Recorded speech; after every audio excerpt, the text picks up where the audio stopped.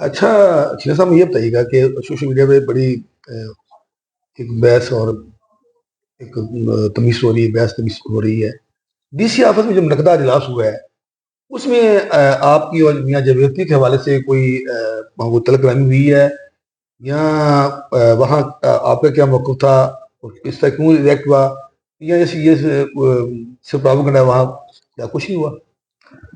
نہیں، D C office میں چھوٹی چھوٹی باتیں ہوئی ہیں جی اصل میں وہ میں سمجھتا ہوں کہ وہ میاں صاحب زیادتی کر رہے ہیں. پہلے تو جو ایشو تھا اس پہ، ٹھیک ہے. سیکنڈلی میں اپنی بات بتاؤں. اب ہوا اس طرح تھا کہ وہاں پہ فروخ آباد روڈ بن رہی ہے. جی نو ڈاؤٹ وہ سردار فان ڈوگر صاحب کا حلقہ ہے، ان کی کاوش ہے، ان کے ایفرٹس ہیں. اور پی پی 143 ہاں آفیسلی وہ جہاں میں کینڈیڈیٹ تھا وہ حلقہ بھی. لیکن بہرحال وہ سڑک جو ہے نا، وہ سڑک سردار فان ڈوگر سے ہی منسوب ہے. ٹھیک ہے. انہی کی کوشش اور ایفرٹس ہیں. ٹھیک ہے. انہوں نے میاں صاحب نے اپنی، میں سمجھتا ہوں، گرتی ہوئی ساکھ کو بچانے کے لیے انہوں نے کوشش کی کہ چلو ایک منصوبہ آ رہا ہے گورنمنٹ کی طرف سے تو اس کو میں کیپچر کر رہا ہوں. ٹھیک ہے. اس حوالے سے انہوں نے فروخ آباد کے لوگوں کو بڑکا کے، میں سمجھتا ہوں، اپنی ہی پارٹی کے خلاف احتجاج کے لیے کھڑا کر دیا انہوں نے. خیر ہمیں بھی اطلاع مل گئی، سردار فان صاحب نے اور میں نے اور محمود الحق صاحب تھے، ہم نے وہاں پہ ڈی سی آفس چلے گیا، جا کے سارا چیک کیا کہ واقعی اس طرح ہو رہا ہے کہ میاں صاحب ہی لوگوں کو بھڑکا رہے تھے نا اس کے لیے. شارٹلی اگلے دن وہاں پہ میٹنگ ڈیسائیڈ ہو گئی ڈی سی آفس میں. ٹھیک ہے.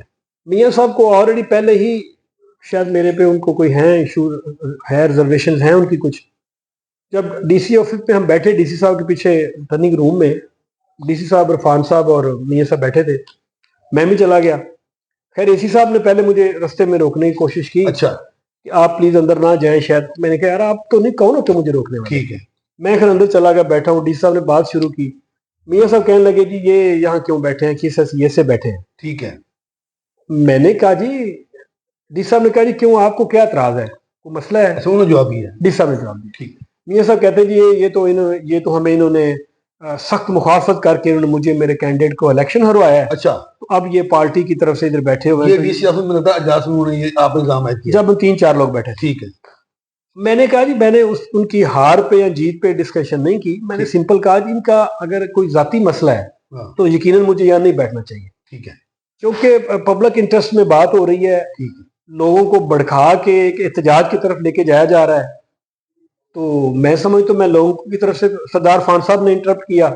ان کہا جی میرے ساتھ آئے، ہم تو کٹھے بات کریں گے. اچھا.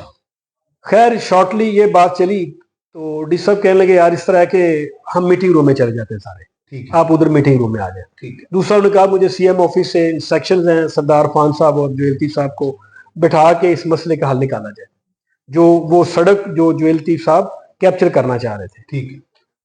ڈیسائیڈ ہو گیا کہ ٹھیک ہے جی آپ آ جائیں ادھر ریٹرننگ روم میں چلے جائیں. تو ریٹرننگ روم میں بیٹھ کے سارے باتیں کرتے ہیں. ٹھیک ہے. یہ ادھر بات ہوئی ہے. ایک میں نے